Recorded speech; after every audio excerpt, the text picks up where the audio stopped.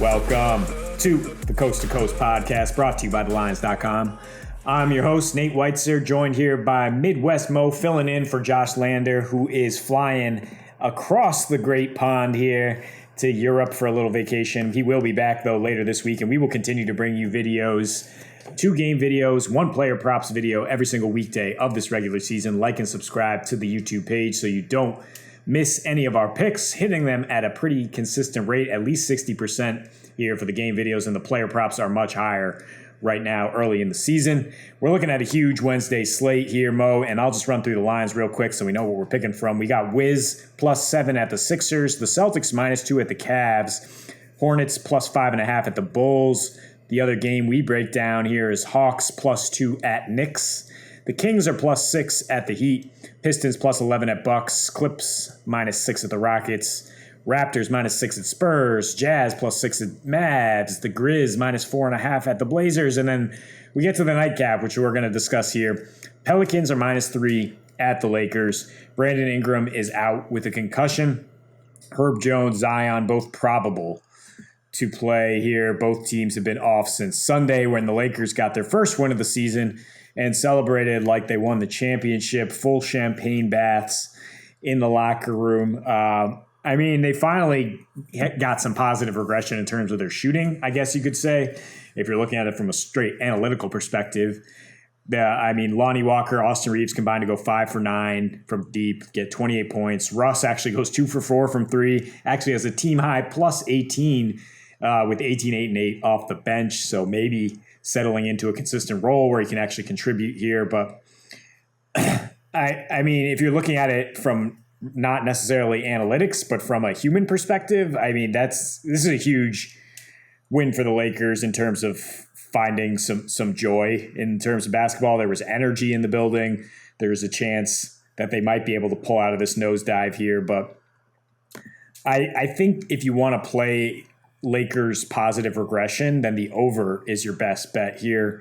So you're going to have to score to keep pace with the Pelicans. They average a league high 118.5.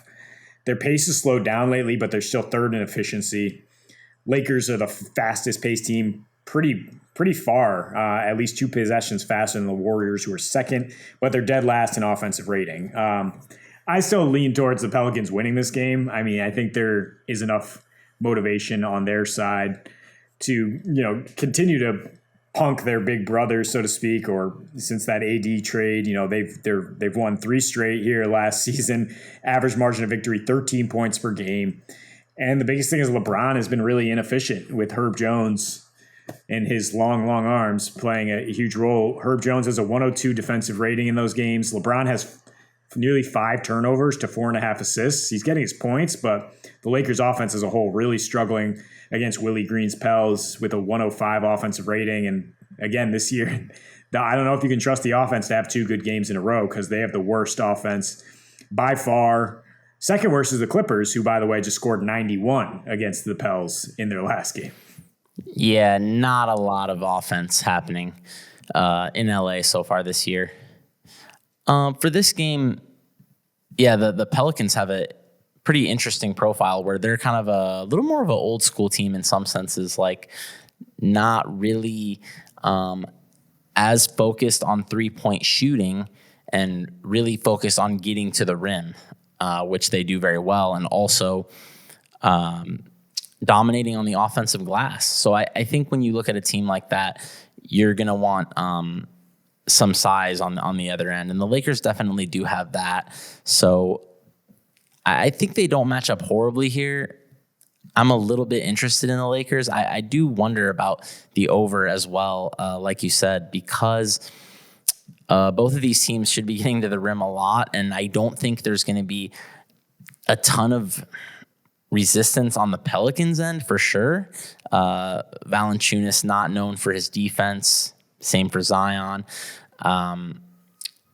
I do think the Lakers should be scoring some more points according to these shot charts I'm looking at. They have actually had one of the best shot profiles in the NBA as far as like what you should expect the efficiency to be given where they're shooting from. But then it just makes you wonder like how much of that plays into the other team just allowing mediocre shooters to take open shots, I guess. But their efficiency has been horrendous, but their ability to get decent shots has been pretty good. So you would think that at some point NBA players are going to make relatively open shots. And yeah, the Pelicans, I don't see this team really doing much on defense generally. I think they are just more of an overs team because they're going to hit the boards hard. That's going to allow some fast breaks on the other end. But yeah, they can hit the boards hard and turn it into points because they have guys like Zion and Valanciunas. I mean, these guys are just going to get easy buckets constantly off misses. So, yeah, over is definitely an interesting play here, I would say. Yeah, the numbers indicate it's going to be pretty free-flowing here. I mean, both teams top 10 in fast break points. The Lakers are third, I believe. And then Pelicans defense, 18th in fast break allowed, 17th in paint points allowed. On the other side of the ball, I mean, the Lakers 5th in paint points. Like I said, right now, like you said, they're dead last in effective field goal percentage, but that has nowhere to regress but up. And the Pelicans continuing to not really shoot threes, but to hit them at a high percentage when they do. They're second at 40%. They're number one offensive rebounding rate. That is part of the reason they are 5-1 to the over here on the young season. Both teams coming off 2 days rest also speaks well for the offense, right? I mean, with Zion, they average over 117 total. That's not just this year, the Pelicans. So he is a lot of offense, instant offense on his own here and not a ton of defense. But I do still kind of lean towards the Pelicans until we see some sort of consistency from the Lakers. As we know, 18-26 at home last year against the spread were the Lakers, and the Pels, when they're favored, 16-8 against the spread, winning by an average of 8 points per game. -3 is not that tough for them to overcome. When you look at, if the Lakers we see that Nuggets win as just a spike game, and then they turn right back into what they are, which is the worst jump shooting team in recent history. It's just they were just absolutely abysmal over their first 5 there before they finally found some success. And if they do find success with Reeves and Lonnie Walker, I mean, that's just going to hurt their perimeter D, right? So CJ McCollum and the Pels come right back, and we should get enough points to get over. So that is our first pick before the spread, I think. Yeah, Zion is definitely an overs player. I mean, he doesn't bring much on the defensive end. We know this, but with his rebounding, passing, and just complete inability to be stopped once he gets within 5 feet of the basket, I mean, and the Lakers don't have a ton of muscle inside. I mean, especially if Anthony Davis were to not play, which I'm seeing he's questionable, but who knows how that will go. Then they've really got nothing inside. I last year when Anthony Davis was out for a while, I believe I remember them playing some LeBron at center lineups out there. These are going to just get torched on defense for obvious reasons, as great as LeBron is. Yeah, so then you'd really be expecting an over there. Yes, absolutely. I mean, either way should be a fun game to watch if you're on the West Coast or staying up late here on the East.